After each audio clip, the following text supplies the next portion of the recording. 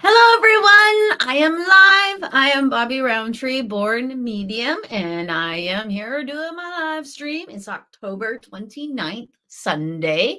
We are moving into Samhain. We're pretty much in Samhain because it's Halloween on Tuesday. Tuesday is Halloween. Yes. So it's a really great time of year. We're going into the new year. We're ending the year and moving a new year in. I know not due to our calendar, but in my brain, we are going to a new year.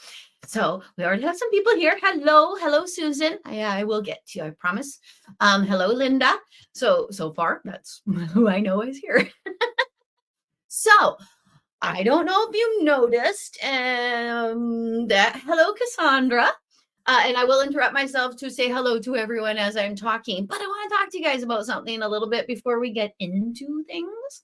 So I was asked to go to a I was asked to do a favor for a family. I'm going to put it that way. I was asked to do a favor for a family that had to do with happy Sunday from Lake Cowichan. Thank you, Linda.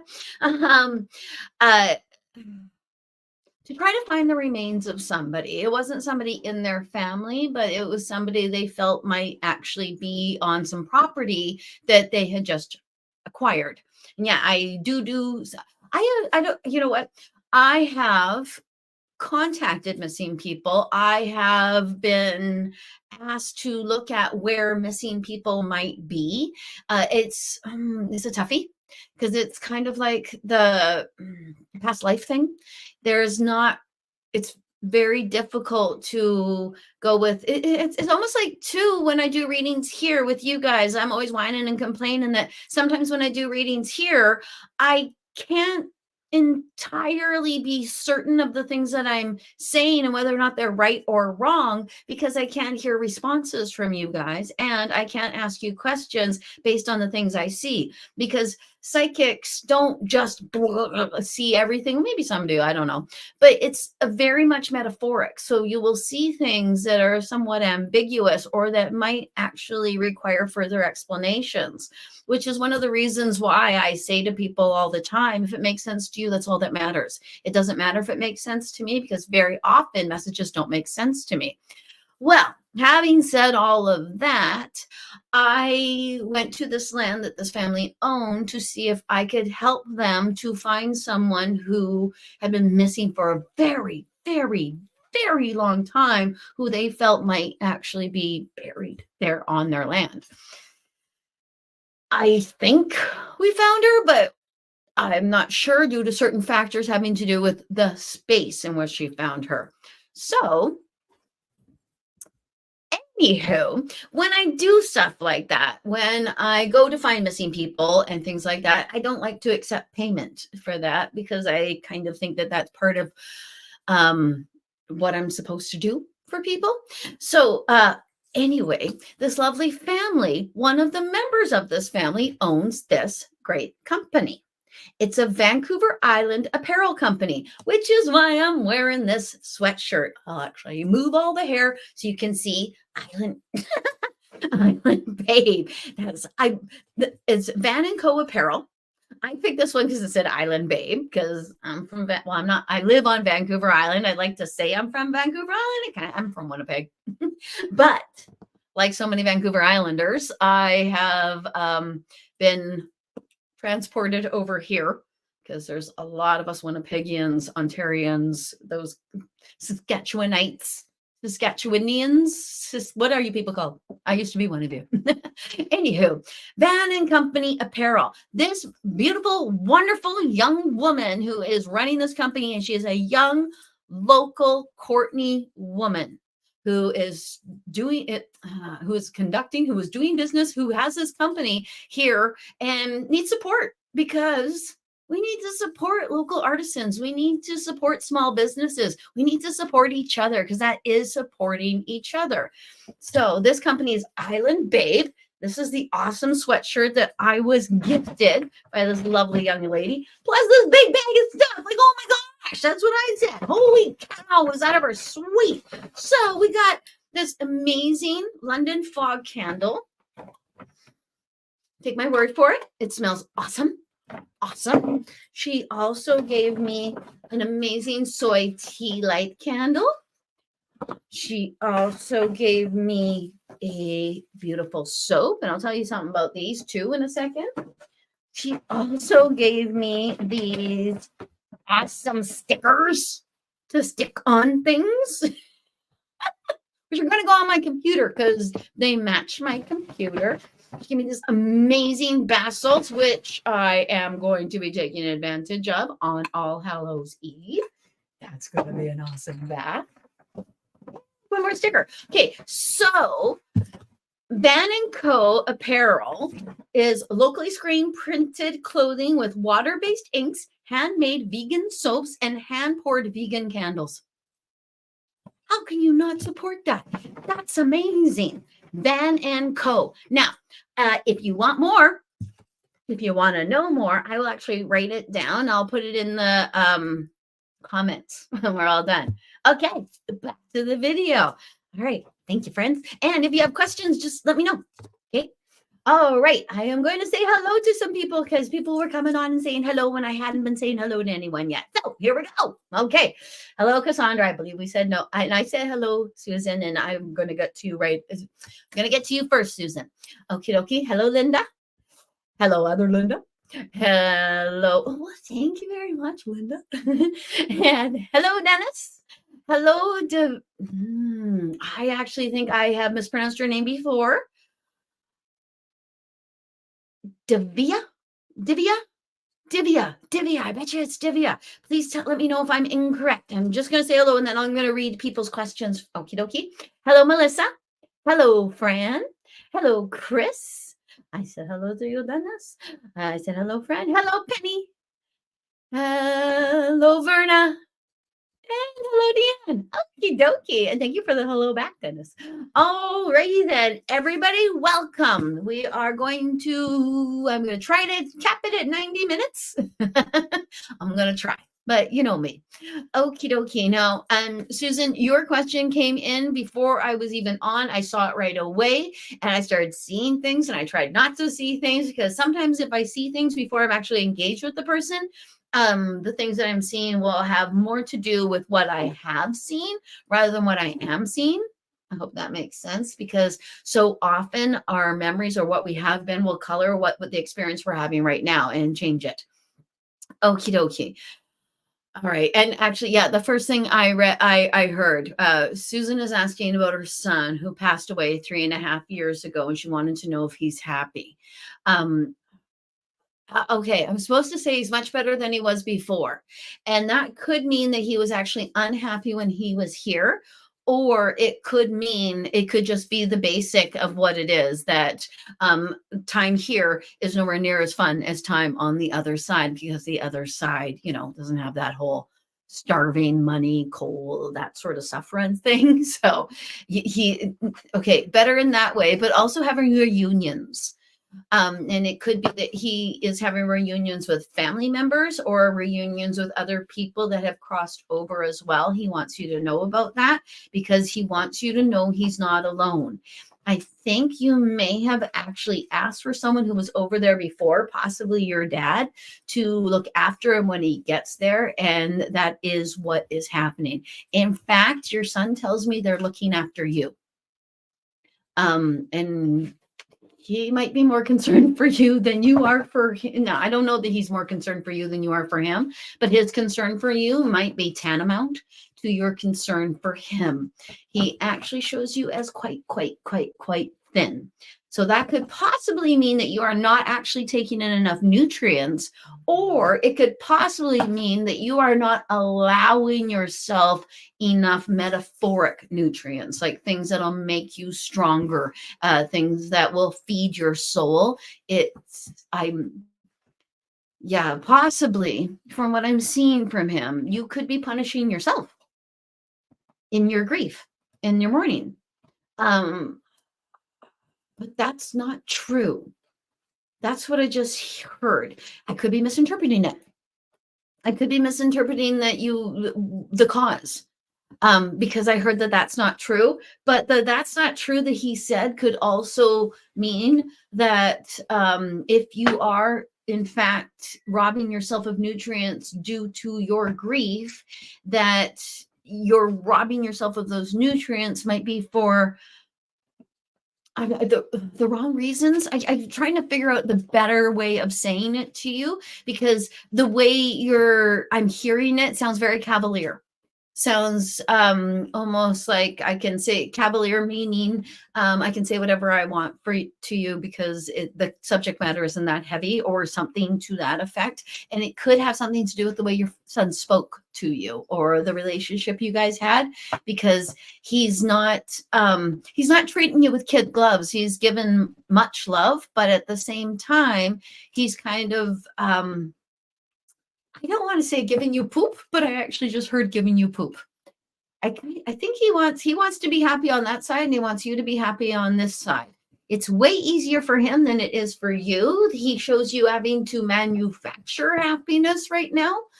But I kind of think that when you are happier, when you allow yourself to get a little bit more elated, if you can possibly, that you can hear your son better because you raise your vibration and he was in that higher vibration. Okie dokie. He wants me to tell you he loves you. And it's almost like when you raise the vibration, the first thing I actually saw was the running of the bills in Pamplona. I think it's Pamplona. I could be incorrect on that one. But I don't know why I see that. To me, that's excitement. That's wild. That's insane, in my opinion, and quite cruel to the bulls. But there's something around it like that. Like your son is okie dokie. He wants me. I kind of hear like he's a groovy dude, and I was gonna say that, but then it didn't seem right to say that. But I kind of think he wants me to say that. Call him groovy, like a groovy. There's something about your son that he may be had a lot more joy, or he can incite people to be joyous in some sort of way. He wants you to feel that vibration so you can feel him. And it could be that he is trying to get you to the idea that he's feeling great and he's feeling good, and he wants you to feel like that, because when you can match his vibration, you might be able to hear him better. Might be will do is what he says, will do. So I hope that helps. And if you have further questions with the things, because because I could be misinterpreting some things. So please let me know. All right. Thank you very much, Susan. All right. Thank you, Linda. I am thank you. I love doing these live feeds. I would do them every Sunday if I could, but first off, I don't always have the schedule that I can do it every Sunday. And second, it's a lot. So it's an awful lot. But I really, really enjoy I wish I could see you guys. I wish it was like a Zoom and I could see people's faces and things. And yeah, I wish I could see you through your computer. Okie dokie, Divya. Hi, Bobbi. I love. Thank you for using my full title. My Rowntree Spiritual Medium. Is there any messages from my mom from heaven? It's her birthday today. Happy birthday, mommy. And things are not only worst trying to deal with her gone, but also I have a calling to do something, but I am just not able to achieve because of my situation at home. I am completely broken. Dang it. I'm sorry. And I'm trying to best stand up my own and move on. Okie dokie. Honestly, the first thing I'm supposed to say is good for you. And in fact, actually, I think even in writing that message is like reaching out, because it is you being able to tell some truths even to yourself. Because sometimes when we write things out, we can see it differently than when it's running and running and running and running in our head. Okie dokie. So they're showing me a couple things with you, Divya. I don't know if you have children, or if you, in your spiritual enlightenment or pursuit of spiritual enlightenment, that you might need to hide it a little bit, or hide yourself while you are pursuing your spiritual enlightenment. Because what I'm seeing is you meditating in a closet.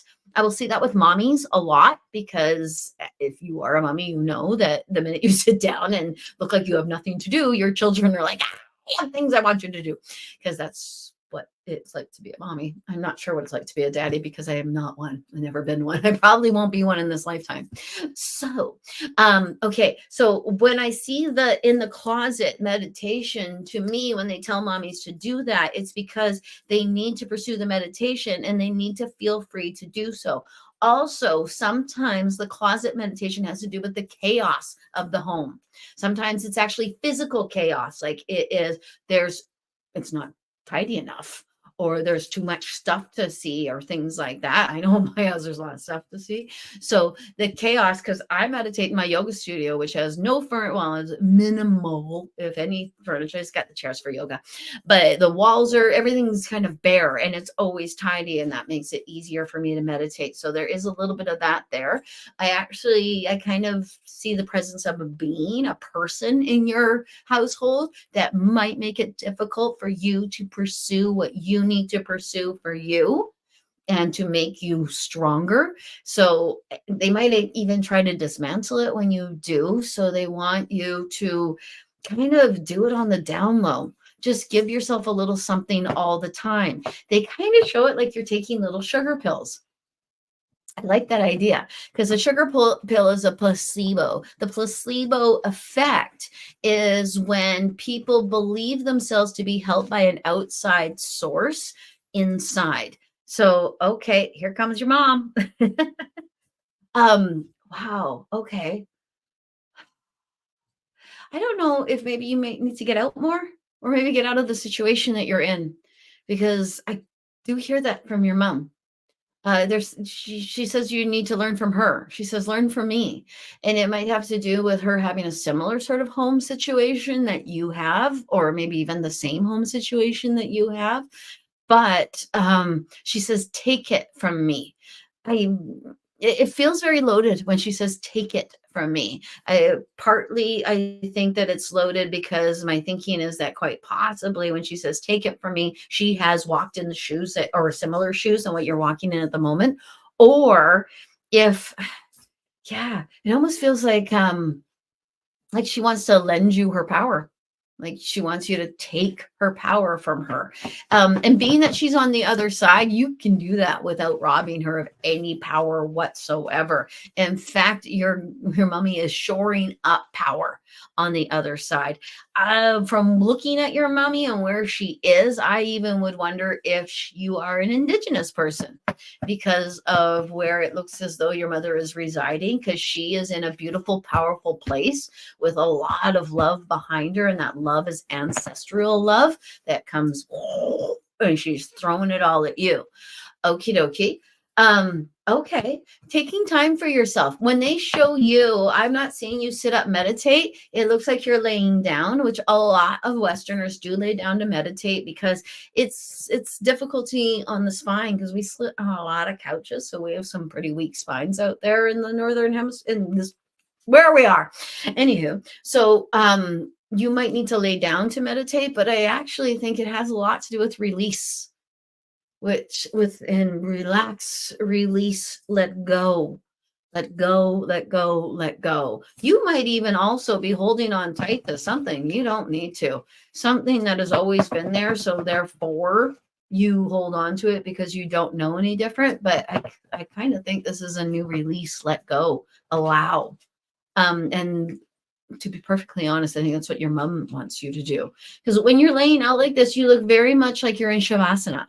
Shavasana is translated loosely into Canadian as dead pose or corpse pose.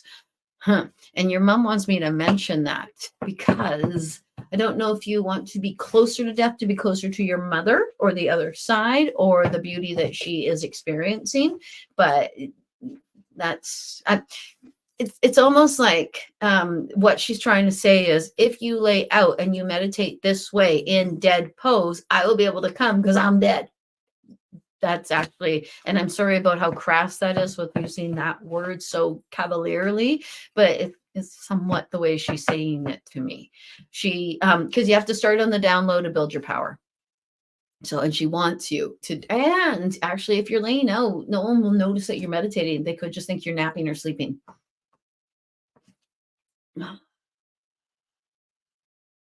Okie dokie. And she wants you to, she says, tells me to tell you, I miss you too, because you miss her.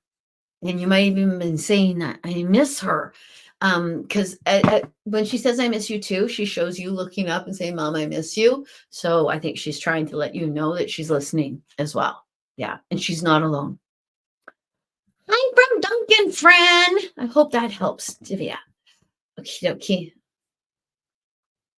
Oh, that's lovely, Chris. Chris just would like her loved ones to know how much she loves them and misses them. That is lovely. And you know what that puts me right away to is, I don't know if any of you saw the video I just put out. I was actually preparing me when we were getting on a fast version of it because it was funny. I have a chipmunk voice in it.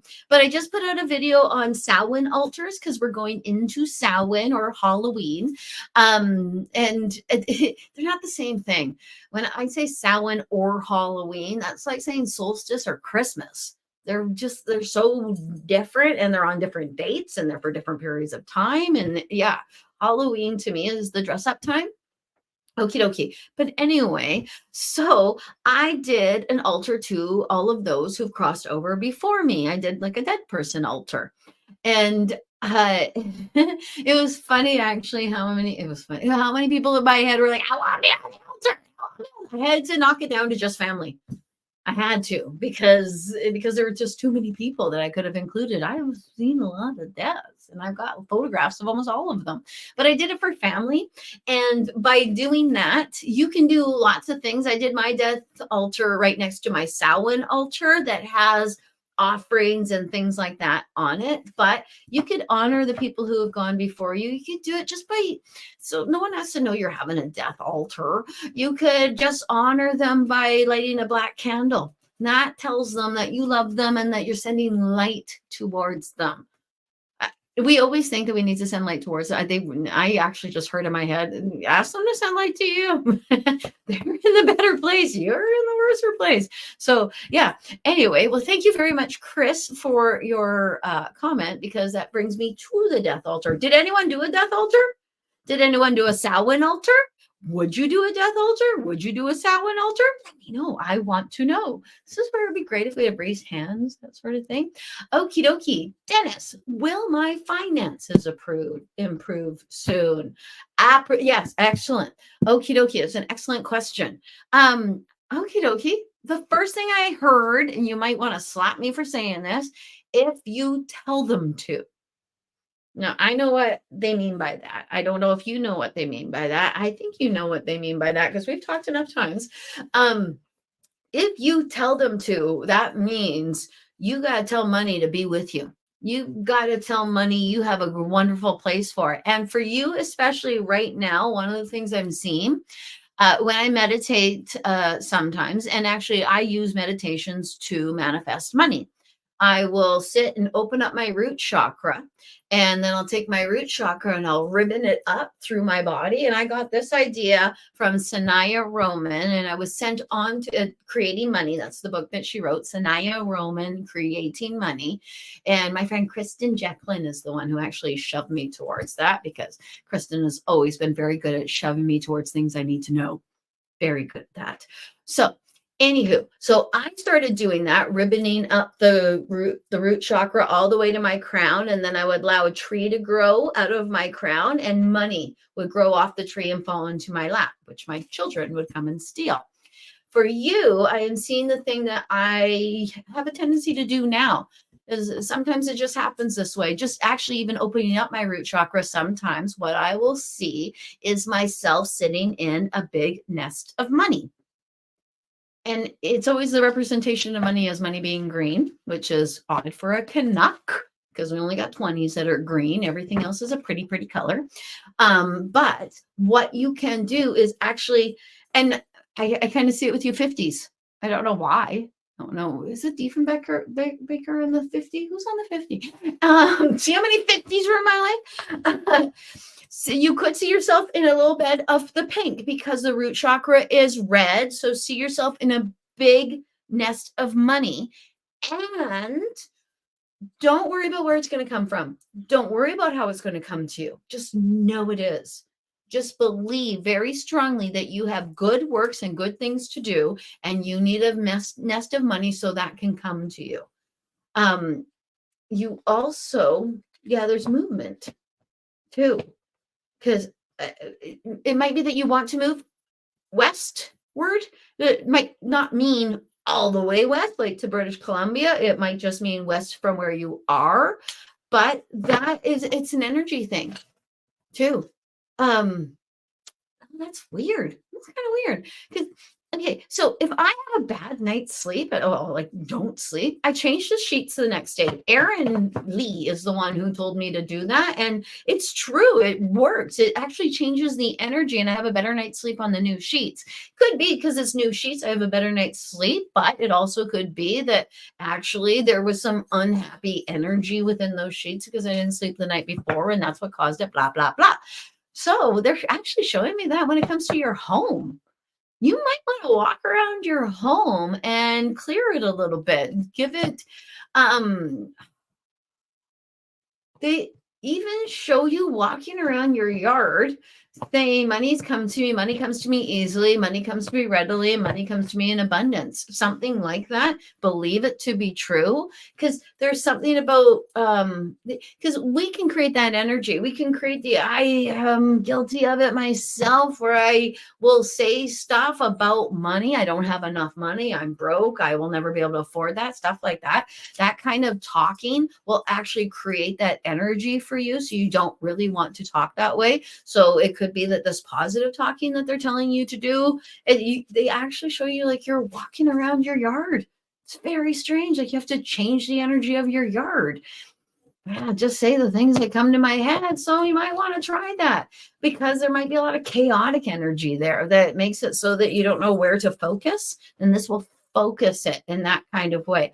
Also, too, it might not entirely be that you need more money. You might just need more of what more money would bring, which would be stability, peace of mind, food, shelter, things like that. So think of what you want from the money as well, not just the money, because, money energy. So I hope that makes sense, Dennis. I kind of feel like I went all around. Okie dokie. All right. Now, Fran. I lost my mom February 10th, 2022. I pray she is at peace and is around me. Okie dokie. I see you answering the phone. So I think your mom might call you a lot or communicate with you a lot. And yeah, because that's funny. I think you've had dreams. I think your mom is doing her level best to communicate with you. So if you think that you kind of have a feeling about her, that she's around you or that she's showing you something, move into that. Even acknowledge it. Like it's so funny. She showed you going, "Thank you, mom," and she's standing right here. Like, you don't know she's standing right here, kind of like on TV. So it doesn't, for me, in my opinion, from what I gather from that, is that what your mother is trying to tell you is you don't need to acknowledge that I'm right there. You don't even need to know that I'm there, but acknowledge it and I will hear you. I will be right there because I'm always right there. She can't help not to be. There's something about a brother. I don't know if you have a brother and she's with your brother as well, or with her own brother, or something about a brother. She says, and you're right, I am fine. You may have done something that's the Catholic equivalent, or like the lighting of the candle. You may have done something to help your mother on the other side. And it could be your hopes and prayers. I kind of think it a little bit is your hopes and prayers and what you send to her and the love that you send to her. Yeah, there's something about balance. You're balanced about it because you're not weepy, or you're in a really good, whatever you're doing, keep doing it. But acknowledgement is key. Acknowledgement will help her to learn more and know more, because when you acknowledge what she can do, then she learns how to do more through the acknowledgement. It's strange, but it's true. It's an energy. Okie dokie. Now you allow. Okie dokie. So I'm just going to go through just 1 minute, Penny, and I'm going to say hello to people that I have not said hello to, because there might be people there, and make sure there's not any naughty people out there. Okie dokie. We did say Deanne. Okie dokie. Ooh, Verna. Kath. Hello, Kath. Hello, Joanna. Hello, Caitlin. Hello, Morgan. Hello, Haley. Haley's got the coolest last name. Hello, Evelyn. You're welcome, Susan. Hello, Agnes. Hello, Shelley. Hello, Pamela. Hello, Caitlin. Oh, I said hello to you, Caitlin. What do you got to? Look at you go. Hello, Elizabeth. Hello, Nancy. You're welcome, Divya. Awesome. Okie dokie. Hello, Vi. Hello, Cheryl. Long time no see. Okie dokie. Just saw her. Hello, Lorianne. Hello, Leah, not Layla. I almost did it again. Hello, Chandel. Chandil. Okie dokie. If I've mispronounced your name, please let me know. I think it's Chandel, but there's an E at the end, so it makes me think that it's not a silent. Anyway, Tammy would do an altar. Well done, Tammy. Okay, I'm gonna go back up and answer a couple more questions after I said hello to people. Way back, way. I really like the friendly giant. Look up, look way up. Do you guys remember the friendly giant? How old are you people? Okie dokie. Penny. Hi, Bobbi. You said last time you could see my job being up in the air. It is temporarily position. Am I getting a job in a small town? I am wondering if that is getting a position doing what I'm doing now in the small town. Is our finances going to get better? And does Frankie come to see me? Okay, lots of questions. Holy cow, Penny. Alrighty then. Okie dokie. Finances first. That's interesting because that was like the third thing you mentioned. Finances first. Windfall. Yeah, actually, your windfall. You might get an unexpected bloop of money. And it might be unexpected by you, but already on its way. Like it's when you see where the windfall comes from, you will know, oh, I see that was in the works for a while. I just didn't even know about it. Hopefully somebody didn't. Yeah, I'm not sure what it is from. Usually a big windfall like that usually means the government made a mistake and then they that's who I always manifest money from, because I don't feel guilty at all manifesting money from the government because we put money into the government. We all do. And yeah, anyway, so I don't know where that windfall would be coming from. Okay. Now, the temporary position, they show you doing this. So I'm not sure, because it might be that the temporary position you have, like say if you were working in a restaurant and it was a temporary position in the restaurant, you might right now be a bus person and the movement, the reaching up would be server. So it looks like it's in the same sort of place or the same type of profession, but a slight movement up that yeah, because well, we know what the movement up from a bus person to a server is. It's tips, it's accolade, it's being able to, yeah, I don't know if that is part of it, but that's what comes out of my face. So it makes me think that it's part of it. Also, I hear looking for love in all the wrong places when we talk about the job. Usually when I hear looking for love in all the wrong places, they're actually even talking about love. And what they're trying to tell people is that they are pursuing something that isn't right for them anymore, that actually a movement to a different sort of thing. Because it's usually with love. If I tell somebody within love that they're looking for love in all the wrong places, they are actually usually picking what they have had before. And so that's not going to work out. They're not picking what is, right for them. They're picking what they think is right for them.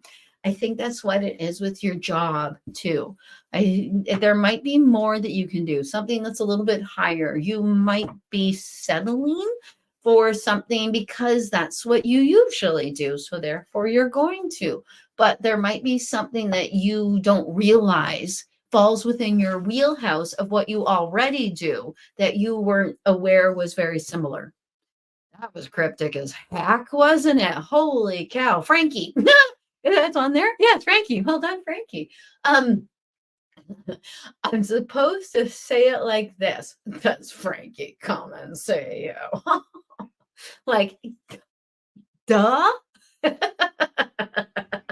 I apologize, Penny. Wasn't me. But yeah, because I think I think you've had evidence. I don't know if you've woken up and been like, I just had a visit or something like that, but there's something where you're like, and and I see this. So it could be something that made you clutch your pearls a little bit, or that you felt in your chest, or made your heart go because they will do that. Because I know when my Auntie Patty's around, because I will suddenly miss her, terribly miss her, and run a memory through my head, and then I have to remind myself, oh, I bet you she's here. I bet you she's in the room. So that's the way I see it with Frankie as well. I hope that helps. Hello, Verna. Hello, Dennis. Hello, Deanne. Oh, I'm not sure how to use send stars either, Linda. I have no idea. Hi, Sandy. Okie dokie. Now, Melissa has a question. Melissa, I have a friend who passed when we were young adults, and he was my absolute best friend for years. I still love him and think of how much he taught me about spirituality. His favorite holiday was Halloween, and it always seems he's being a prankster around me. Oh, okie dokie. Yeah, because Halloween now, Samhain, Halloween, this time of year, I start feeling the veil thin at the end of September. I can feel it coming. I get excited. And I do. I get very, very excited. Like holiday excited, like we all kind of do. And we start to see that pumpkin spice time coming. But I can feel them more, all of them more. And sometimes I'm even sadder. But um your friend, when I read your thing, I actually see him dressing up still on the other side. And did he like the ghouly thing? Did he like to freak people out, but not in a scary way, but in a fun that made you pee your pants kind of way? You're not wrong. He is a prankster with you, but it's more, look at me, look at me, look at me, look at me, look at me, look at me, look at me. Do you give him the accolade he deserves? I don't know if you entirely do. If you say, look, he did this for me. He also, is there a memorial to him? He's, I don't know if you have an altar with him, or do you have a picture of him with a flower next to it? I don't know if he's trying to tell you he wants a picture of him with a flower next to it. And he shows something like stereotypical. Oh, I see. I'm a dummy, aren't I? I apologize. Death altar. And you put things on it that he would want. And I don't know if that means it's a Lucky and some candy. I don't know if I heard Lucky, but I saw a different beer. But there, like it's something like that is an homage to him or an altar to him. And he is showing me, I'm not kidding you. He's showing me, if you do this, he will come and visit you. He says he will come and visit you. He showed it first, like you build the altar, and then he shows something falling off the wall behind you or something like that. Like he's wants to do something in your house to make you know that it's him. My gosh, if this guy could, if you had a Ouija board, he would make the planchette go. He would love to do stuff like that. He would, yeah, he would love to have acknowledgement of doing ghosty stuff, wicked stuff in the house. He would really think that is really cool. I know it's a little bit boring that way. It's not quite that way. And okie dokie. Do you ever feel like he's like pranky, scary kind of pranky? Like, boof, that kind of pranky? Because he's showing me they're not really allowed to do that to scare us or make us feel uncomfortable. But he makes it seem like he gets a pass of some sort. Like he gets to, because it's something he would do if he was here and there's no nasty intention within it. There's something like that with you. He also does that at you, which I don't know if it's entirely like him, because it's a little bit, this is angel kisses, and he wants blow the kiss to you. He wants to do it like that. Yeah, you were his best friend. And he says, thank you. You made a bad time good. Were you guys best friends in high school? Because the worst time ever. I'm okay. He says, you know I am. He talks to you. He wants you to know he talks to you. He's telling you he talks to you. I actually think what he's doing is affirming that he talks to you, so that you know that he talks to you and that it's true and that you're not crazy or you're not making things up in your head. Babe, Okie dokie. Now, Linda, I hope that helps. I really hope that helps. I'm sorry. I keep jumping off of people and not saying goodbye to them when I'm jumping off. I'm all in a woof right now. So I apologize if because the veil is thin. It's like there's a line at the door. Okie dokie. Today is the 8th anniversary of the day my uncle went to the other side. I was very close to him. Are there any messages for me or other family members for my uncle Freddie today? Uncle Freddie is holding court on the other side. I don't know if he played music when he was here, but he just showed himself putting on, he showed it like it's a gramophone. I don't know if he made jokes about how old he was, because that looks like an old person's joke. He also, are you guys white? Like really white? Because he just showed himself snapping his fingers to the music. But then he showed me, if you've ever seen The Jerk with Steve Martin, as he hears jazz music and he tries to dance to the jazz music and he can't dance because he's super duper not dancy. Let me put it that way. So there's something like that he's making fun. He looks fun. He feels fun. He also, when you started talking about him, he showed me, I have so many pictures of myself in this one certain chair with my dad. And that's what he keeps showing, that my dad called me his buddy. We had this we just great relationship. We'd watch the Winnipeg Jets in the same chair. We'd watch Winnipeg Blue Bombers in the same chair. We're from Winnipeg. So there's something like that with your uncle. Also, okay, he says take care of yourself, eh? He actually put in the A. It's Ontario. That there's something you know about that you're not taking care of, that there's something he can see. He actually even shows it. That's odd. That's a neat thing. I've not seen that before. You know about it. You know what he's talking about. I don't want to make you frightened. I don't want to put something in your head where you're like, what I don't want that. But it might, because it looks like a fog of some sort. It could be your emotions. It could be the way you're feeling. It could be something like that you're not paying attention to or giving more to yourself for in some sort of way, because he's showing you rubbing your own feet. And when people on the other side, especially a parental type of figure on the other side, shows you rubbing your own feet, they're trying to tell you, take care of you because I'm not there. Sometimes it's also to note what they've given you and have you to use it. So I'm not sure if that's the point either, to be honest. But he says, don't be like me. He may not have paid enough attention to his physical health or his mental health or something like that. He might have smiled off of stuff. I'm not quite sure exactly what he means. But he also says, thank you, because you singled him out of the crowd. No one knew exactly who you're going to single out, and you singled out him. And whoo, he's very proud of that. He's very proud of it. It'll be a while before you see him again. He wants you to know that. He doesn't really know when you're going to die, though. They don't know when you're going to die. That's a whole other group of people who know that stuff. Okay, okay. I hope that helps, Linda. Okie doke. Any messages from my mom and dad on the other side? From Deanne. Hello, Deanne. Okay. Cross your T's and dot your I's. They actually even show you doing up your shoes and, pulling up your pants and putting your shirt down. So I don't know if you're getting ready for something or that you need to pay attention to what you do right now, because, it's like, be prepared. I don't think it's a bad thing at all. You're putting your seatbelt on, things like that. I think it's more of a get ready. I don't know what you're embarking on. I don't know if you know what it is that they're talking about, but and I don't know if it's a vacation, honestly, because they're just showing me some friends that just went on vacation today. Okie dokie.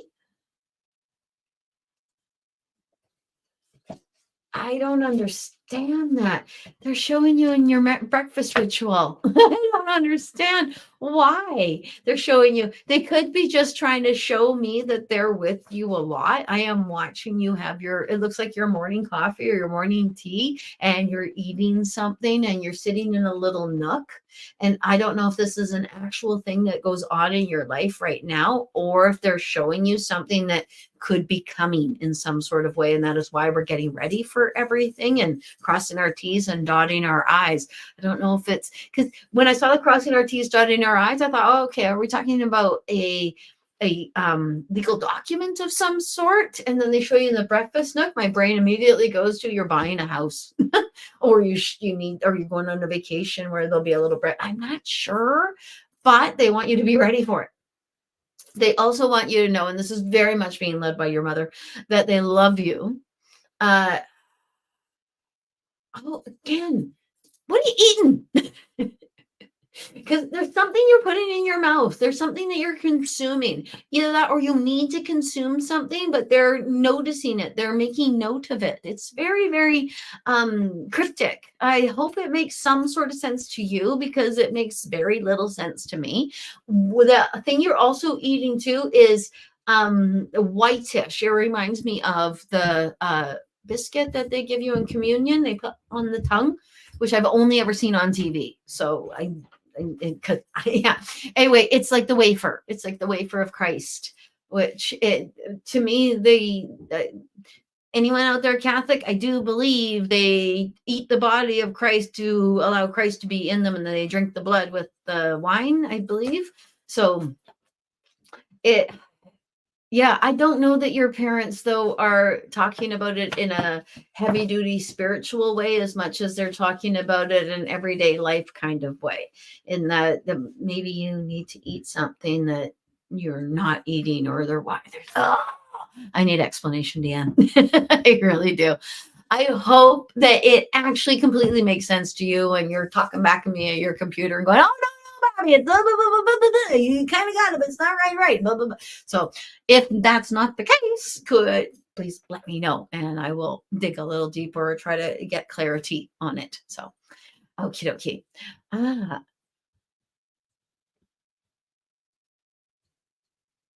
Oh, interesting.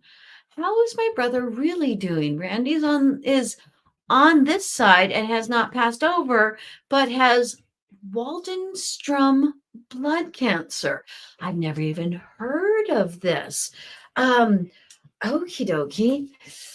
Okay, so I don't know if his diagnosis is terminal, or because it's in his blood, it's everywhere. But they immediately send me to leukemia, which is, I believe, another cancer of the blood. But I immediately go to psychic energy, Verna. And I know you, and if this is your brother, it's quite possible that he actually has psychic energy. I believe psychic energy is in our blood. And when it doesn't get answered in the way it needs to get answered, it will revert on us or do something. For myself, I have cysts. I have these lipomas or lumps or bumps or things like that. And I believe it's my psychic energy actually taking all the energy that I'm not flowing through properly and going and kind of getting it all stuck in places. With your brother, it seems like it's like the lumps are actually in his blood. It's like his blood is going like it's gelatinous. And I don't, that could be metaphoric to get me to the point, to this idea of the thickening of it, and if it's not flowing and things like that. How's he doing? What's he gonna do? They say tight-lipped, so he might not be telling you what the heck is going on. Okie dokie. They want you to pray for him, and that's actually what I hear. Pray for him, meditate, pray. Same poop, different pile. It's a manifestation. It's asking for something that you want to see happen for someone you love, or for someone who you have a vested interest in. What a strange way of putting it. Okay, but that's the way it's coming out, the way it comes out, the way it comes out. So meditate, and see, okay, they want me to put it this way. I've had several people call me because they have been given terminal diagnosis. And a lot of them are completely knowing that they're going to go to the other side. All I am told to tell them is they're going to be okay. They're going to be okay. And that's what I'm hearing with your brother. Now, going to be okay, to me, sometimes I think, oh my gosh, I think they might live because they're going to be okay. But sometimes it's because they're going to go to the other side. Because we have it in our heads, at least you lived. We have it in our heads that we must live through things to survive them, or to overcome them, or to have a good outcome. But death is not a bad outcome. It's just seen that way by us because we're here terrified of death. But it's actually just a going home. It just means that your time here has ended. You're not playing the game anymore. It's like when Jeff snuffs out somebody's survivor torch, they don't cease to exist. They just get off the beach. They continue to exist in a different kind of way, because survivor that time wasn't the only thing that their soul needed to do. So when I hear that your brother Verna is going to be okay, there's several different things that okie dokie. I think you need to do something for him, and it falls directly to you. You might be the only person in your family that admits to the enlightenment or the psychic energy that runs through you, or you might be the only one who is balanced with the knowing of this. You might want to go into your brother, meditate, think of him over and over and over again, saying his name, allowing yourself to be part of him. You might actually find it painful because you might feel what he's going through a little bit, or it might make you sad. You might feel his emotions. They say, keep going, and show the blood moving. Actually, they're showing you moving all of his blood and then watching it drain out his bum. They are showing that, like you're draining out all the yucky out of his bum. And if that means that you're draining the cancer out, then that's what that means. If that means you're draining all the blockages out, then that's what that means. So all the cancer out would mean, I'm just going to say, poor guy's going to have more time here. That's actually what I was supposed to say. But no, I shouldn't say it like that. You could drain all the cancer out and prolong his journey here on this plane. Or you might be draining out all the blockages for his psychic energy. And when he crosses over, woo! Or it might even be that you need to drain out the blockages of his psychic energy so that he can, because this might be a wake-up call for him. This might be the thing that makes him go, oh, I have to look into myself a little bit more. I have to treat myself differently. I have to live my life a little bit differently. Maybe I should look into meditation, transcendental, maybe things like that. So, because I see your brother going into white clothing. White clothing, the reason why people in India wear white clothing to do yoga is because yoga is preparation for death. When we do hatha yoga, we are born, we live, we come down, we die. That's what yoga is. That's why we ended in death. So if I see your brother in all white, it could mean that he's moving into full enlightenment, or he's moving into the full enlightenment of his passing. But either way, it's a wonderful thing for him. It might not be as wonderful for you. And of course, it's not going to be as wonderful for you. But at the same time, I want you to think of it this way. If your brother crosses over, you have a soldier on the other side. If your brother stays, you have an ally over here. So you win either way. I hope that helps, Verna. Okie dokie. Thank you. All right. Hello, Kath. Hello, Joanna. Hello, Caitlin. Hello, Morgan. Hello, Haley. Okie dokie. Haley, you are dealing with some health issues. Okie dokie. Is it like autoimmune sort of thing? Like it's kind of unexplained? Are you really fatigued, really tired, kind of run down? That sort of thing? Because, okay, first thing so with this, I'm going to hear the things I hear and spew them out to you, because there's a lot of conjecture and there's a lot of confusion. Okie dokie. I hear first food allergy. But when I hear food allergy, they show me my tummy. And I don't think I have a food allergy. I'm not allergic to certain foods. There are just certain foods that my body will not accept anymore. my body said, yeah, with your processes and your chemicals and your this and your that, and it won't do it anymore. With a lot of different foods, there could be that, because I'm hearing that a little bit, which would add to fatigue. But yeah, is it mostly dedicated in here in your intestinal factory here? I don't know if you can feel it here or if this is the junction. I hear the word junction. Uh, okay. I think having children is making it especially frustrating because children require a lot of energy out of us, and especially out of you. Um, yeah, it's like you're clumped up and you need to stretch and go like this. Like I want to grab your hands and pull you towards me, and then have somebody in Winnipeg grab your toes and pull you towards them, just to stretch you right out. What the heck does that mean? I actually, because that, okay, it has to do with your circulatory system and that idea where things need to actually flow and move and not be all cramped up. Okie dokie. Okay, I'm asking them now for actual solutions. What can Haley do right now to make her life a little bit easier when it comes to her health? Okie dokie. Pay attention. Mhm. That's one of the things they say, which is, I get that, because you might want to look at when you have a flare up or when your health starts to really bother you and how you're emotionally feeling, what's going on around you, and maybe what you just ate. They want you to they want you to keep a logbook and start looking at these things. I kind of think you have an autoimmune. And when I see autoimmunes, to me, they're psychic energy.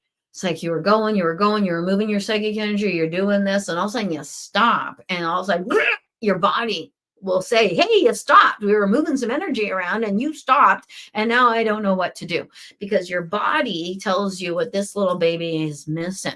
So if your body is protesting and having trouble doing what you need it to do, okie dokie, they tell you to go into the mind and find out the root. That is neat on mosquito, because it's the other way around. Your body is telling your mind what it's missing. So when you go and start looking at what your body's doing, then your mind will be able to tell you why your body's doing this to you. I think that's pretty awesome. I hope it's true. Follow-ups, okay? And let me know too, am I completely off track? Have you broken your leg? Anyway, yes. Okie dokie. From a grandparent, Morgan. Okie dokie. Not a specific one, just a one. I think you want to hear from people who have been dead a while, or people, well, I don't know, because because they tell me you want wisdom and you want, that's okay. I got the word generalized, so I wasn't quite sure if they're talking about you on general wisdom, or if the question is generalized. I don't know. I don't really understand either. Okay, now, Morgan, I am seeing you with a pen and paper like you're a student. You may or may not be an actual student, but we are all actually students. You could be going to school, or you could be living, because living is being a student, because we're constantly learning, or we should be. We're supposed to be while we're down here. We are. We're always learning something. We learn something new every day. We just don't realize sometimes that we do. So, anywho, they're showing you doing, and it almost looks like you're taking an aptitude test, or one of those tests that people take to start in a profession. Like I know that real estate, there's a test, insurance broker, there's a test, or something like that. I'm not sure if that's what it is, but okay. Are you moving as quickly as you would like to? Are you getting things done the way that you need to? Or do you have a piano tied to your bum? Are you moving quick enough? Because I actually just saw a piano tied to your bum. It's almost like your grandparents are trying to push you into doing something. And I don't know if it's something new for you, or if it is something you know you're supposed to do and they're telling you to go and do it. Like if there's, like, it looks so plain. Like, okay, there's something you need to do that's like an aptitude test or to start something or to show yourself that you can do something, and you're being sluggish about it. You got a piano tied to your butt. You're not doing it as quickly as you know that you could. That's actually how I hear it. Is that true? Is this valid? I don't know. Please let me know. Okie dokie. Thank you, Morgan. I hope it makes sense. Hi, Evelyn. Hello, Susan. Thank you. Okie dokie. Oh, what a great question, Agnes. I was wondering if my brother had any positive, excellent putting the word positive in there, advice on how he can, any positive advice he can give me about how to move forward with his celebration of life. Isn't this a tough thing? I did a celebration of life. Boy, oh boy, there's a lot riding on it. You want to honor that person.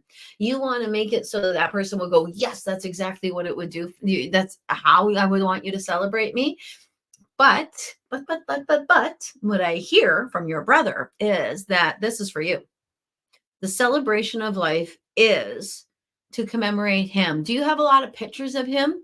And you might, he wants pictures of him or symbolisms of him that actually depict him.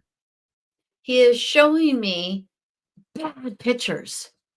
Like pictures where people are like, oh my God, he's making that face he always made in that picture. There's one where he looks like he's doing a sport. He's playing a sport and he's reaching for something. I don't know if that's an actual picture you can get your brain around, because sometimes they'll show me actual pictures people have. Sometimes they show up in the clothes that you have the picture of them in, just so you know for certain it's them.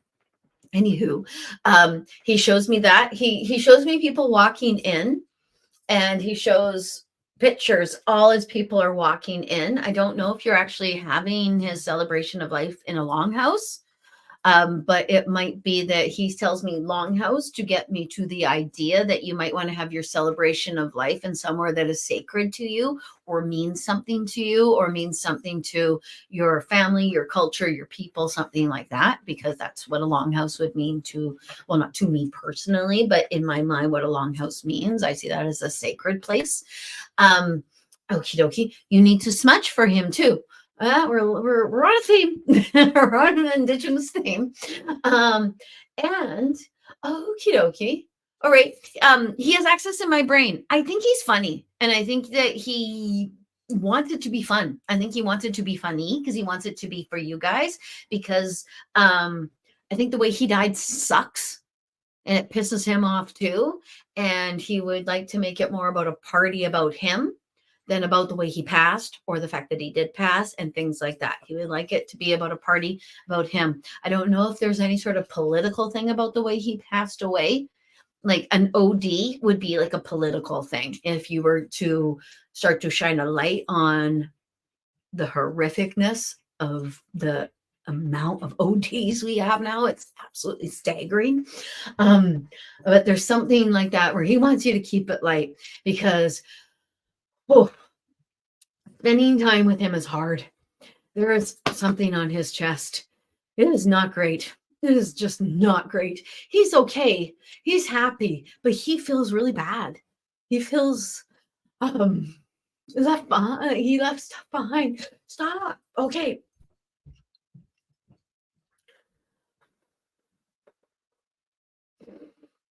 If he wants it to be about you, he wants it to be about you and them and not what he's done to you, but how much you liked him, and he wants all the other stuff to be back. He also, this is what got me there. He has access to my head, and in my head, I have my sister has a certain request that she has made for her funeral, and damn it, if I'm still alive, I'm doing it. If you've ever seen the movie Scrooged, in between when he's traveling between each ghost, there is this song. It's like that. It's like that's what my sister wants playing as people are walking into her funeral. And that is what I'm seeing with your brother. Like he wants something funny. Highway to Hell by AC/DC. Sorry, see, it's funny. And it's supposed to be funny. It's supposed to be people walk and go, oh my gosh, and laugh because he wants it funny. He also is showing you passing around the hat. I don't know if all the expense is falling on your shoulders or something like that, or if he left children behind, but he's passing around a hat. So it's donations. That's what the passing of the hat. So I'm not entirely certain. Yeah, because he's passing it down like a congregation, like down a pew of sorts. So I think when he's showing me a pew, he's trying to show me the special sacred place where you will be having the celebration. Does not mean it has to be done in a sacred place. Your house can be a sacred place. The woods are a sacred place. The ocean side is a sacred place. So it could be any of those. Okie dokie. Now, Shelly, ambiguous, Shelly, very ambiguous. Any messages from the other side? Now, I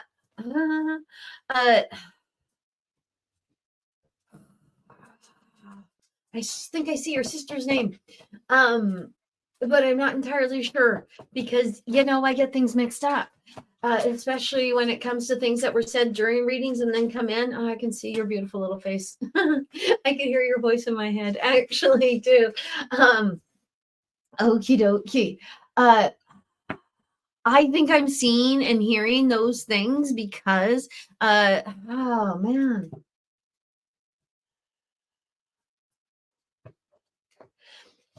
Honestly, Shelly, we need to pinpoint. We need to choose a person from the other side. We need to choose one of them to say hello to you. And yeah, don't either say the first name. You can say the first name. That might be even better than saying the title. But I tell you, there's something about your dad.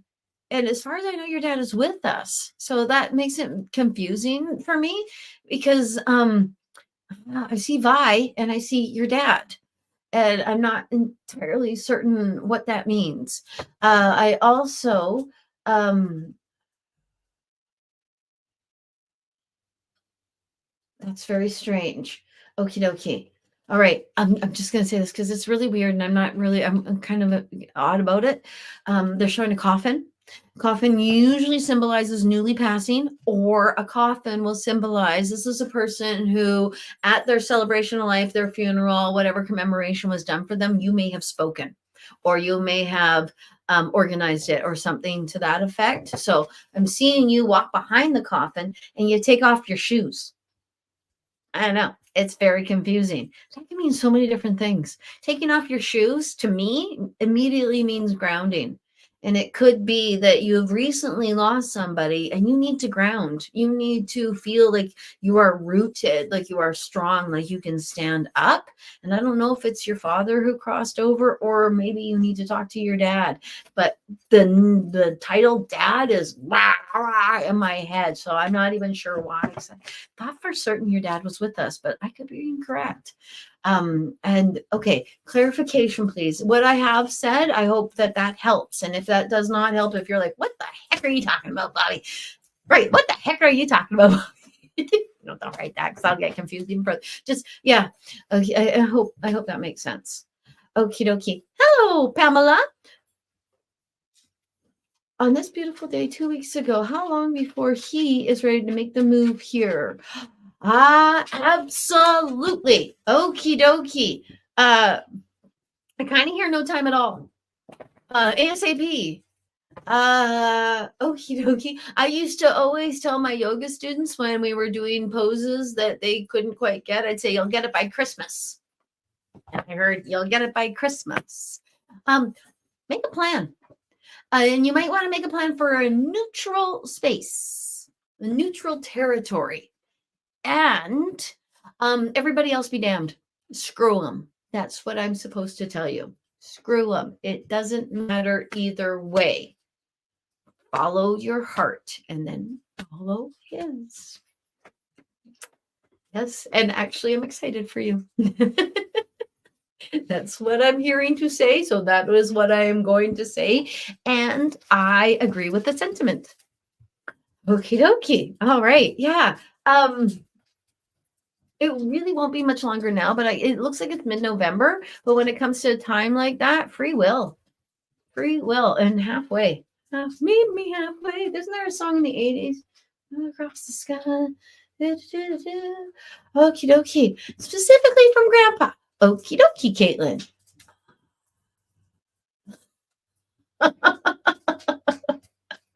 I hope your grandpa was funny, because I'm pretty sure this is a metaphor. He's showing you cleaning a toilet, like all around the toilet.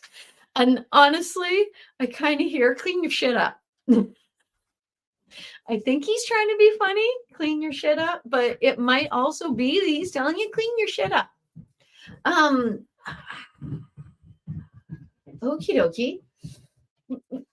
Okay, is that actually, or are we more in the colloquialism sort of thing? Because leave it better than you found it preceded.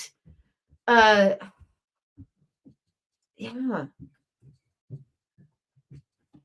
Are things not what you need? Are you not actually living in the place or state or feelings that you need to be living in? Is it not as good as it should be for you? Because okie dokie, it's nothing that heavy, he says.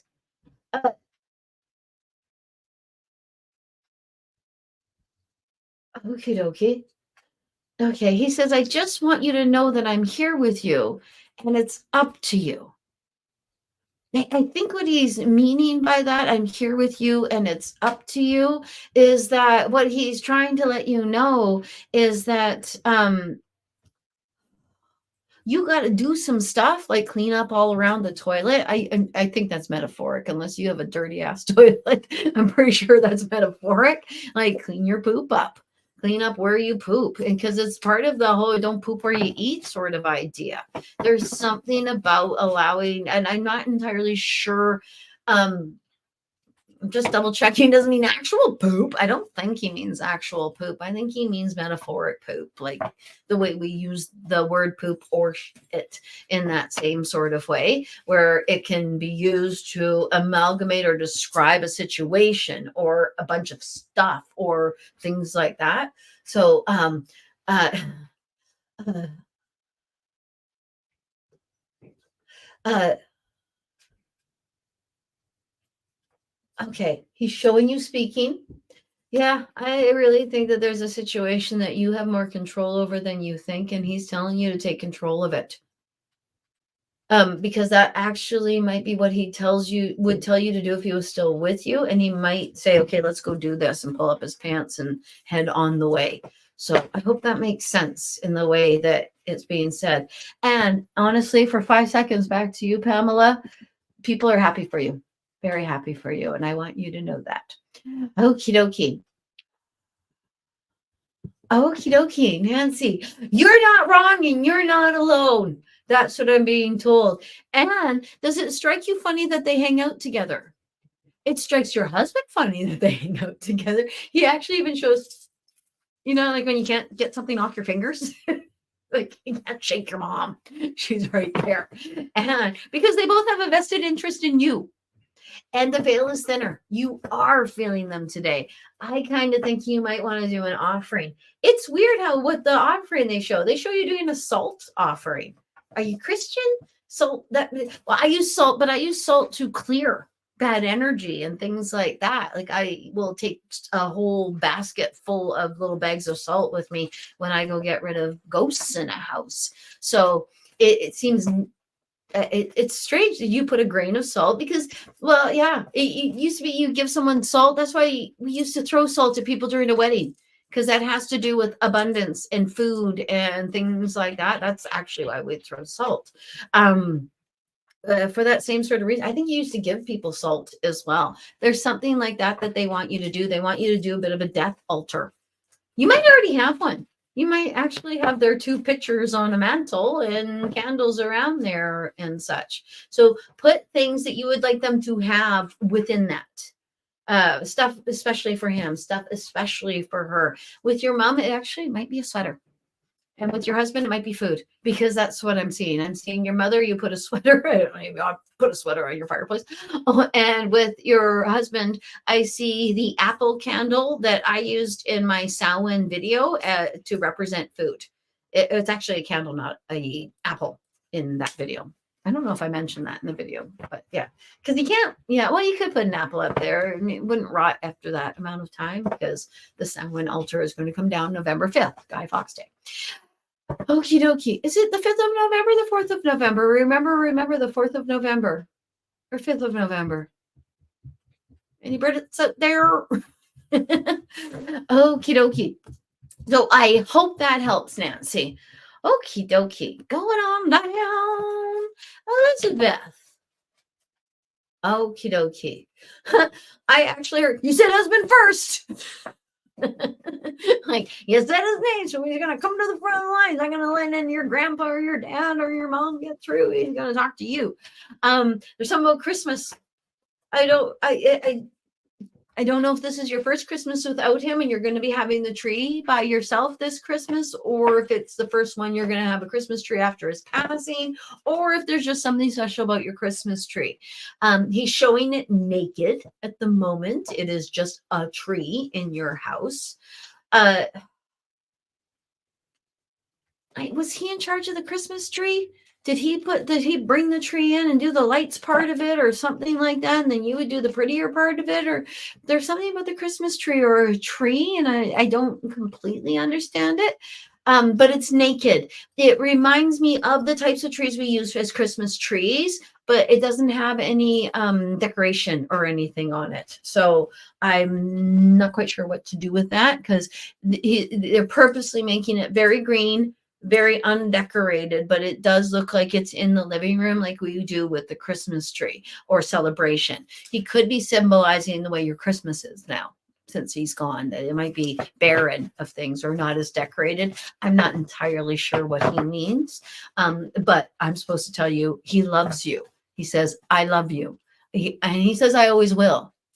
I'm here, you're there. He now shows me my symbol for the Robbie Burns poem. You take the high road, I'll take the low road. It's actually a song, but a poem. When I hear you take the high road, I'll take the low road, it's kind of the opposite. It's him saying, I'm going to keep on my journey over here. You keep on your journey there, and we'll meet in the end. So he's going to keep on making his journey, finding his enlightenment and growing and ascending. And he would like you to do it here. I also see no actual prohibition on you recoupling. None. I don't know if you already have recoupled or if you even want to recouple, but I do not see him telling you not to. No, it's strange. She's not telling you to, but he's not telling you not to. Who knows what that means? My shirt, Island Babe. Oh, you love my shirt. Yes. Isn't it awesome? It's by Van & Co. Apparel. She's a local young lady. Support her. Thank you, Divya. Okie dokie. Okie dokie. All right. I'm just going to go through and say hello to anyone I've missed. And oh, hello, Rose. I missed Rose. Okie dokie, Shelly, Grandma. Oh, and we talked. Yeah. Yes, he's there. Okie dokie. All right. It might be that's why your dad, is it your dad's mom? But I kind of think it's your mom's mom that you wanted to talk to, because that's all, because I kept seeing the vibe thing. But it could be that your dad's mom wanted to break in and actually say some stuff. Okie dokie. All right. Okay. Smashing, Haley. I'm so glad. Hello, Sue. I have not said hello to you. Okay. Okay. All right. I got to figure out. Hi, Pat. I said hello to Deanne. I said hello to Denise. Did I say hello to you, Denise? Hello, Denise. Okie dokie. Hello, Lisa. Oh my goodness. Okay. Hello, Chantel. Okay, we're going to go through because we've already been on for an hour and 20 minutes. Okay, so I'm going to go through people's questions and try to go bam, bam, bam, bam, bam, bam. Okay, because I think I've been spending a lot of time on certain questions. So, okay. Wow, there's a lot of questions to answer. All right, here we are. Evelyn, any messages or guidance? There you are, Evelyn. Hello, Evelyn. How are you? Any messages or guidance? Were we in that one together, the Robbie Burns, Evelyn? I think, or maybe it was just yeah, we were in a play together. Anyway, any messages or guidance from my ancestors? Okie dokie. Honestly, here, keep on keeping on. I heard it the first time too. Keep going. Whatever it is you're doing, keep going. Even if you feel a little resistance, keep going, because it actually might be that you're breaking through something when you feel the resistance, and then whoosh, it opens the floodgates. I don't know. I think it might actually be career or spiritual wise, because I see your career as being very spiritual and a big part of you in that sort of way. So keep going. Okay. And I keep on going. Okay. Hello, Vi. That's probably why I kept seeing you, because there you are. Hello, Cheryl. Yeah. Yes. Tammy would do an altar. Okay. Is my father-in-law with me regularly? I always feel like when I hear a certain song, he is with me. Yes. That is one thing they do. They use, okay, say hello to him. And he's your father-in-law. So he is your husband's dad. Is that correct? Because that's funny. No, the message is for you. It's not for the spouse. It's for you. It's a hello to you, because you're the only one who'll listen. That's actually what. And listen to the words of the song, because they're part of the message for you. I wonder, what song is it? I want to know what the song is. Okay. Okie dokie. Vi, my mom or sister or brother or son. Okie dokie. I'm here, and we're gonna go with mom, because that covers two bases at once. It kills two birds with one stone. She doesn't like me to say it that way. Okay.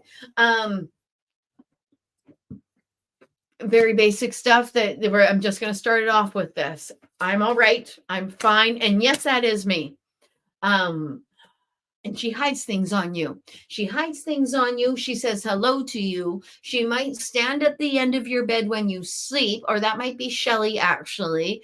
But at all times, she is with you. She's at the drop of a hat. She wants you to think of her as Endora. Do you know what I mean by Endora? Mother, bewitched. That when Samantha would call her mother and Endora would just pop up. And the fact that Endora would sit on the cloud in the corner and watch things that were going on with stuff, that is also something she wants you to think and know. I'm down with the bewitched thing too. I'm going to sit on the cloud and make fun of my family as well. Yes, you didn't. She said, I didn't tell you I made fun of them, which is true. She did not tell me she makes fun of them, but she will now. Well, she'll try to, because it's fun to watch you squirm. That's what she says. I think that's part of the stealing things from you and hiding them in other places, or putting them back right where they were. Cruelties. Okie dokie. Okie dokie. Vi, you actually might have some unfinished business or some things you want to say to your mom or something like that. She's showing you writing a letter. And or automatic writing is actually just what I heard as soon as I said that. So it might be more that you might want to meditate and then just write whatever comes into your brain, because people who automatic write receive messages from spirit or people on the other side or what have you, or whoever they're connecting with at the time. And they can actually write down the things that are being said, because it bypasses the mind in that way.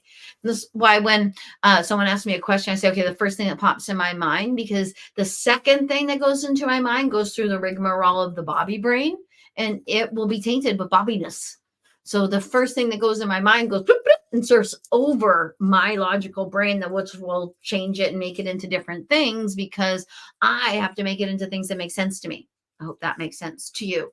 I don't know if you're out there, Shirley, but if you are, hello. Anyway, okie dokie. What should I be aware of and concentrate? Interesting. You. That's the first thing that came to my mind. Be aware of you. Concentrate on you. Become a self-centered individual. That's what I'm hearing.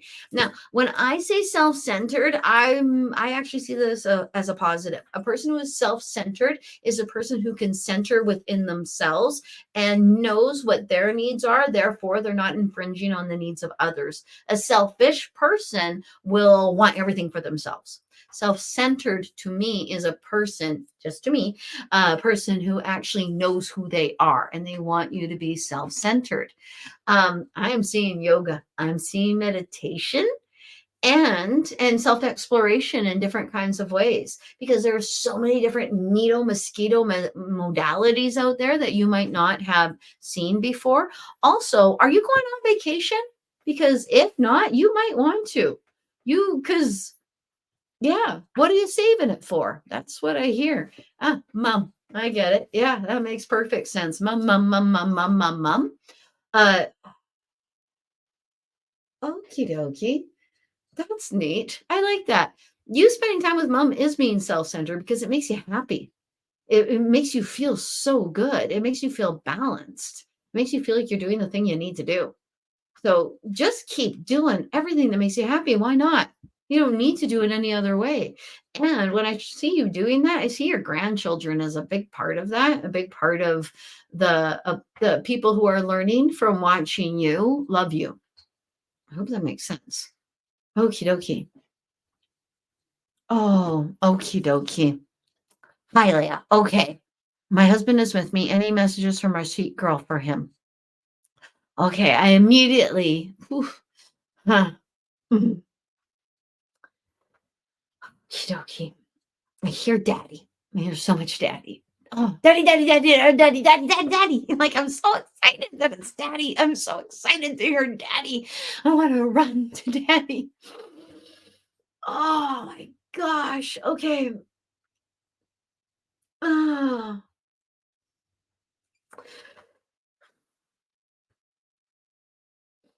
I'm just going to say it. Daddy, I love you. Daddy, I forgive you. Daddy, I always did. No one ever blamed anybody anything. No one ever blamed daddy. Oh, okie dokie. And oh, she loves her little siblings. She loves the ones that came after her. She loves you.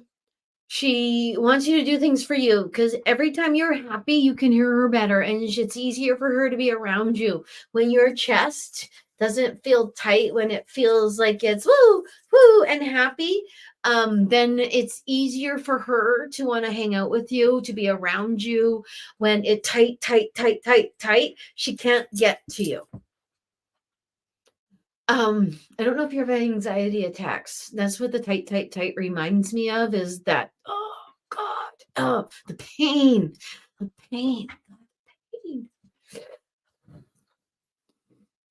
When you're in pain mentally, it makes it difficult for her to be around you, because that pain, you got to think of it like when a child is a child, and how you smile at a child and then they go, oh, okay, I like smiles I'm walking towards. When you do this, they go, they emulate what your face is. They feel what you feel. They're children. They're like little sponges. So that's what she wants you to know. She feels what you feel. So she wants you to be happy. Whew, it's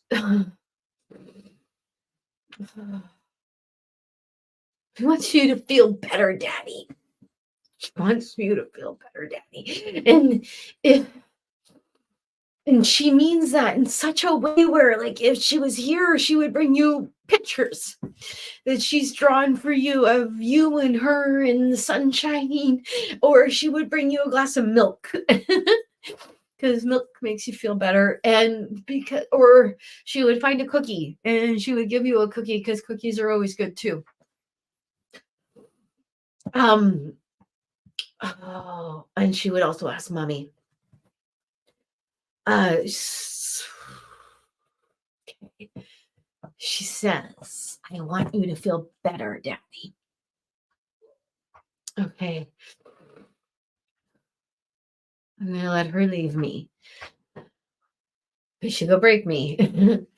And I hope that helps. And I hope it all makes sense to you. Okay. Thank you, Leah. Okie dokie. Yes, I read this one earlier. I lost my best friend Raven. Does she have any messages for me? I actually think your best friend Raven and you have the name that I may have mispronounced. I do apologize if I did. That your best friend Raven is already communicating with you and might be communicating with you either through oracle cards or tarot cards, or something that is a divinatory tool of some kind, because the tarot cards are a very easy one for them to show me that I know, okay, cards, that means tool, that means modality, that means this.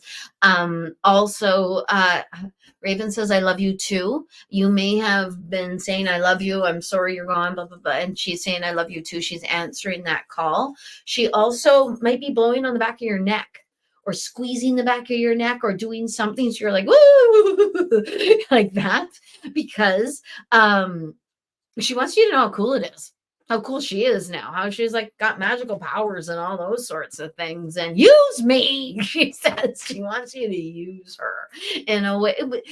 I think you know what she means in the use you. Well, yes and no. Oh, okie dokie, kind of in the way I use my dad.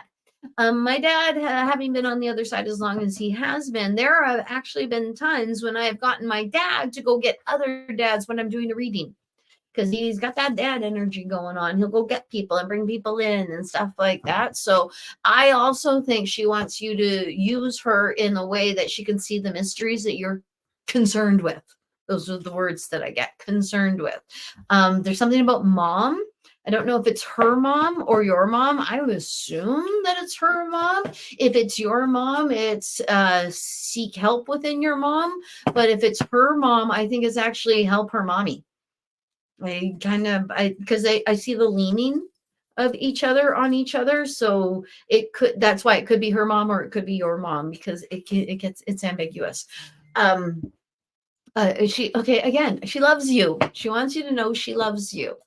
And left behind, she left some stuff behind, and the things that she left behind, I don't know if you've been in charge of them or you're dispersing them, or if something was dispersed to you, but I don't know that everything has gone to the place that you should have gone. Or I kind of feel that energy of, there are times when I don't want to leave my house until it's perfectly clean, just in case I die. And I think I've said that before. I don't want people walking through my house going, oh my God, Bobbi, what the heck, you pig, or something like that. So I like to dot my I's and cross my T's.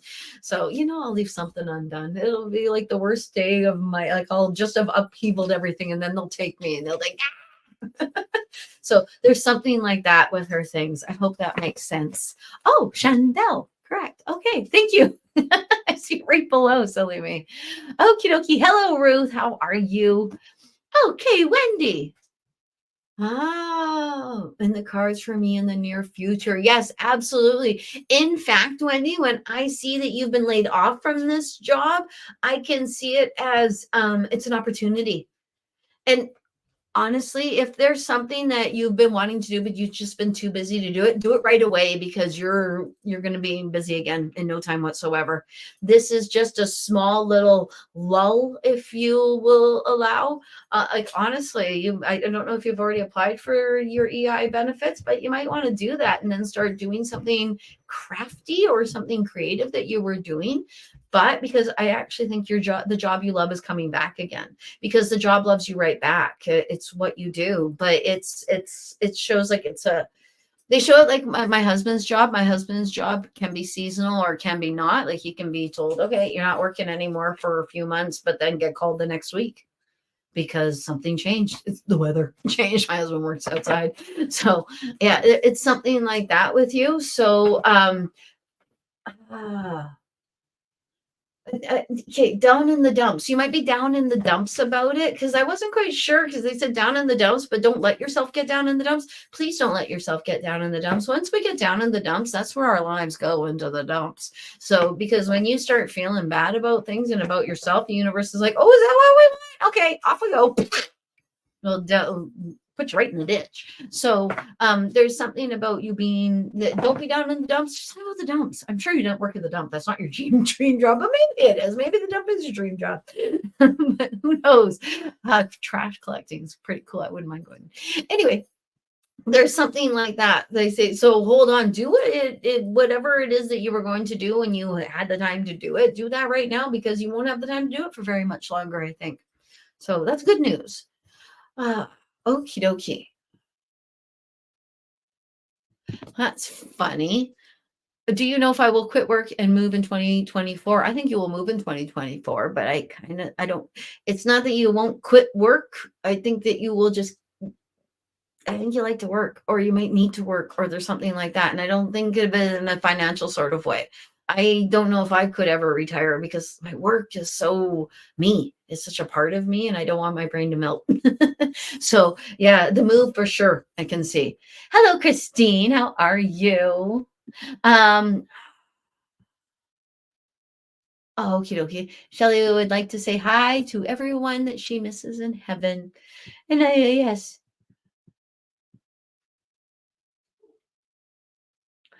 I am so glad, Melissa. Thank you so very much. I am so glad you made it, Rose. Okie dokie. Now, that's funny. Rose, if I'm going to tell you anything whatsoever, it's actually to clear things in front of you so that you have a direct path forward. So things that are in your way of you going forward, get them out of your way, because I think you're going to need to. It's good news. Okay. Now, Lisa, is my father hanging around right now? Immediately I hear, of course he is. Why wouldn't he? That's the immediate thing. I think you can either smell him or you can see him. You're getting some sort of indicator in this area of your face, knowing that it's him. It could be his cologne or something else, but you're getting the olfactory. That's what I call it. I believe that when you can smell it, it's clairvoyance. But I believe a lot of folks think that when you smell it, it's clairsentience. I'm not going to say either one of us is wrong. It might be an individual thing. But I see it happening right here. And yes, he is. And pay attention to him. And you are another person who I'm supposed to say, because I saw a penny with your dad. That's what my dad used to leave. And every time I see one, I say, well done, Dad. Because you got a penny out of where? So something like that, he wants some sort of acknowledgement as to the work he does. So pay attention. Okie dokie. Hello, Chantel. It's good to see you again. Well, hear from you again. I guess I'm not seeing you. I've never seen you. Okie dokie. Quick. Does my son or grandparents have a special message for me? How can I make this time of year easier? They show you going with the Wheel of the Year celebrations to make this time of year easier. Samhain and then solstice. That's what they're showing, because that's actually they're showing that's bookending this time of year for you, or the feelings that you receive in this time of year. Okay, your son, Mom, it's me. Pay the attention. He is showing you something. There's something having to do with your front doorway or the walkway or your front porch. I'm seeing that. It almost looks like I'm watching you come out of your house and walk right to a car. So I'm not quite sure what that means. I don't know if your son, because he said pay attention and then he showed me that. So he might be giving you signs like when you leave your house and go to your car in the morning, or something in your front yard. There's something about paying attention, your porch, something like that. So please pay attention to that. Also too, the celebration part of it. So Samhain is the veils are thinning. We pay special homage to those who have gone before us, and the veil is thinner so they can come and visit with us a little bit more. Solstice is the coming of the sun. I get it. Okay. Solstice is the coming of the sun, is the coming of light, which is why we have so many sun situations in that time in December. It's SUN that we are celebrating in solstice, because it comes from the pagan rituals of hoping and praying that the sun comes back to give crops in the coming year. So within that idea, the second coming of the sun, or the sun coming to you, this to your son, in my opinion, because his grandfather is jumping on this little train as well. This is their way of saying, okay, commemorate us, and then we will be with you. Oh, I didn't know I was going to say it like that, but I guess I did. I said it like that. I get it. Yeah. The more you acknowledge the fact that your people on the other side are just that, on the other side of a curtain, the more you'll hear them, the more you'll see them, the more you'll feel them. That honestly, they wanted me to say the words, the easier their deaths will get.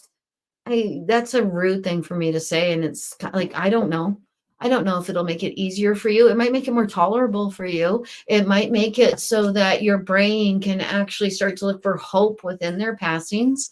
So then, yeah, maybe the easier their deaths can get. So I hope that helps. I honestly heard shave, but that might be a very North American idea, if you know what I mean. Shave. That's actually what I heard, which is supposed to be a joke, because if you shave your legs before going out on a date, you have an expectation that the hair on your legs will be noticed in some sort of touchy way.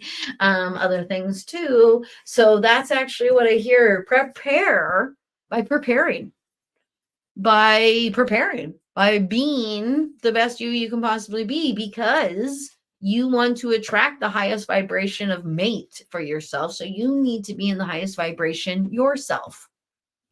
So that's how you prepare. They also, I would go on dates with him. You can do that. I did that. That's how I manifested my husband. I would meditate, and I would actually go on dates with him in my meditations. I hadn't met him yet. Didn't even know what his name was, or what he looked like, or when he was coming. Just when he did show up, I went, oh my gosh, there you are. So that's what they want you to do. They want you to prepare. It's kind of like if you knew you were going out on a date, you'd shower, shave, do all the things that you needed to do to be your best physical self for the date. So they want you to be your best emotional, spiritual, and physical self. The physical is not even that's in the background. That can be something that you do for the all-rounded, but because anyone who dates you has got to be on the money, and they have to be like you, or at least moving up to the realm of you. I hope that makes sense. Oh, okay. The first thing I heard was my mother's. I don't know if it's a boy's ring or a girl's ring, but the first thing I heard was my mother's. And if it's a boy's ring, then I would think that it's mother's, but it belonged to a male, but mother owned it. That's the first thing I heard. I gotta go with the first thing, because just in case, because if I start to think about it, I will start getting logical. You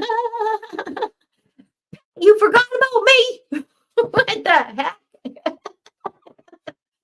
I'm supposed to tell you Warren was here earlier this week, because he just shows up willy-nilly, because if he's visiting you, he can just waddle on down the street, float on down the street to say hi to me. That's the way I am hearing it. Did you do the things for you that we told you to do? That's one thing I'm hearing. Everyone's watching, and you're watching you all the time. Did you go get your hair done? Did you get a pedicure? Did you get a manicure? Did you do something? Did you go out and take yourself out for dinner to eat an amazing meal? Little things like that. That's something that I'm supposed to tell you to do. You actually might want to do yoga as well. Are you having upper back pain? Because I am seeing you in downward facing dog. And believe it or not, downward dog is actually a back pose. And I am seeing you in that pose. So you actually might be a little bit sore in your upper back. So you might want to look at some yoga. I know someone who's going to be posting her classes soon, who's in your neighborhood. And that'd be me. All right. Okay. You guys, it's been an hour and 42 minutes. Look at me. I forgot. Okay. All right. Oh. Okie dokie. So Dan got booted off. I don't know how that happened. I don't know what happens. Okie dokie. So many things. First off, I'm not sure if I did or not either, Deanne. But I know that I talked to you. But I'm gonna just quickly go to Sue real quick. The peripheral. Yes, I keep catching movement on my right side and I feel it's a person. Absolutely right. People from the other side will come and they'll be right here. I actually just explained it to someone I was doing a reading with because they said, "Can you see them?" And I said, "No, this particular person has come up beside me, so I know that they're there. Like when you can see when you're standing next to someone, maybe at a concert or something, you want to sit there and stare at them. That's weird. But if I turn, he turns. They turn. They go with the peripheral, and that's because of the veil. That's because that veil makes it so that they move with you rather than you can see them head on. Yasu, somebody's with you and they're right beside you. Pay attention to them. Uh, Okie dokie. I will go very, very quickly. My daughter, my youngest daughter, and her ex, what she's facing with them. I see a massive pink bubble. I see a need to cut ties. A go away, go away, go away, go away, go away. It might be that they need space between each other, and that space needs to be manifested. Actually the word I hear. The pink bubble thing, that's what I put around myself when I go into the grocery store to protect myself from energy. And the go away, go away, go away is something that when there's somebody who is bothering me in my life that I don't really want to have to deal with anymore, I will see them go away, go away, go away. I'll watch them walk into a sunset. I will tell the universe that they are so much better off without me, that never seeing me again will be the most wonderful thing for them. And I want that for them because I want good things. So that's because wanting negative things is just going to bring negative things out to you. So if you want good things, ask for good things and expect good things, and good things will come. So I hope that makes sense. Okie dokie. Okay, I'm going to try to do real quick. Okay. I did Sue. I think I sent enough stars. Someone I have known for many years, thought of as a friend, passed suddenly from what they say was a massive heart attack. I didn't even know she was having heart issues. Did she think of me as a friend? Her name was Connie. Yeah, actually, she did think of you as a friend. I hear acquaintance slash friend. So she was somebody who would say hi to you in a public place, but not someone to tell your troubles to. And the only reason you were not someone to tell the troubles to was only lack of time together. She says you're lovely and thank you. And she wants me to mention to all the females out there, it's actually the number one killer of us, heart disease. Yeah, it is. It's the number one killer of us because women do not recognize heart trouble. We always think it's going to go down the arm. That's men. We feel it in our back. Physiologically, we are different than those dudes, and we feel it in our back. So if you got a sore back, like really sore, can't unsore it, drink a bunch of water, you might be dehydrated. If that doesn't work, do a bunch of yoga. If that doesn't work, maybe go and see your doctor about your heart, or pay attention to your heart. Eat an apple. But yeah, this happens to women. So I just a little aside there on that, because yeah, ladies, yeah, we're different. Okie dokie. All right. Thank you, Haley. Okay. And if you need any help with that whole thing, let me know, because man, that autoimmune blood stuff. Okie dokie. Christine, I have just gone through last month a loss that I never expected. Went so fast. Lost them both within 2 days of each other. They were my fur babies forever. Are they with me, and are they okay in guiding the new pup and their buddy Sammy?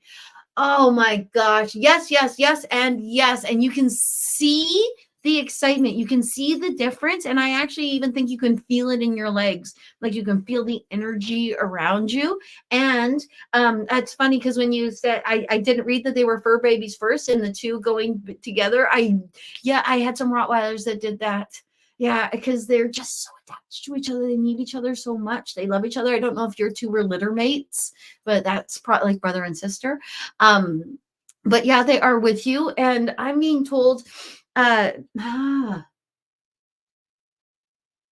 Okie dokie. When you get excited and play with the puppy that you have, and just know that when the energy gets really big, that maybe you have your other babies with you too.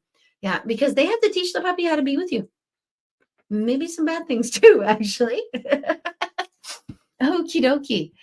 Okay. Now, Carrie, very quickly, messages from your grandpa Ross.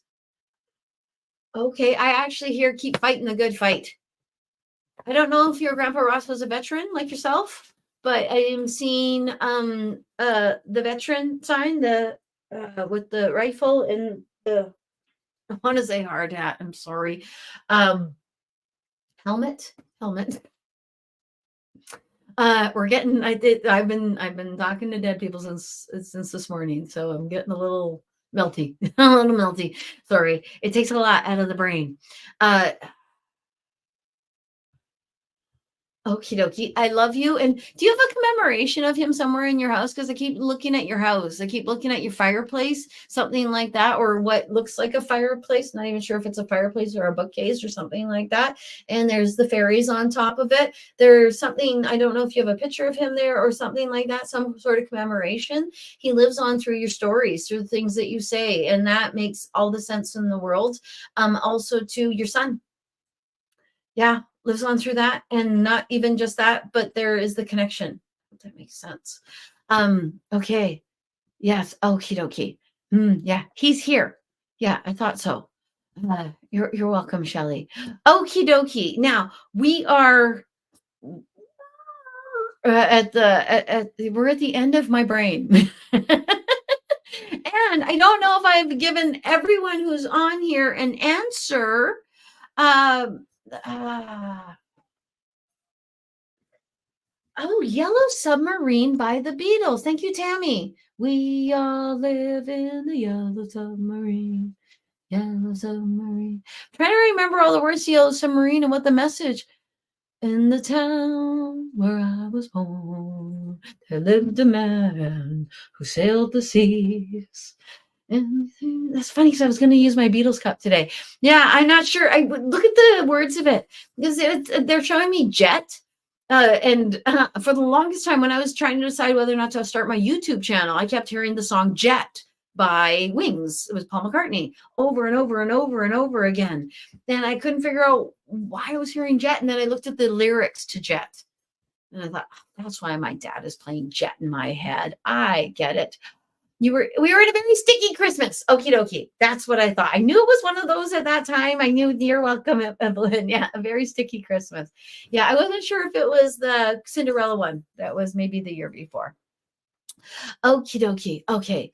Thank you, Leah. All righty. Okay. Now, have I gotten everybody? Has everybody gotten 5 minutes from me? Have I gotten y'all? Oh, Courtney, I have not seen your name. Okay, let's just quickly tell you, do I see any more babies in your future? I see the number 4. I'd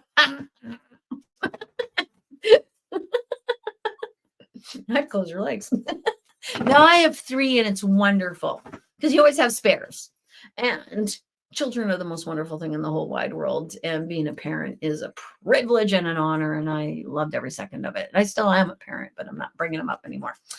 Okie dokie. Thank you, Agnes. Okay. Thank you, everyone, for coming to the live feed. I hope that everyone got the answers they were looking for. And if you didn't, I did not give you the answers you're looking for, I'll be back. I will be back. And I apologize. I try to be as fair as I possibly can with this. I am so incredibly grateful for all of you that joined me for the live feed, all that were here, who aren't here right now. I am grateful. I am just so very, very grateful. Thank you, everyone, so very much.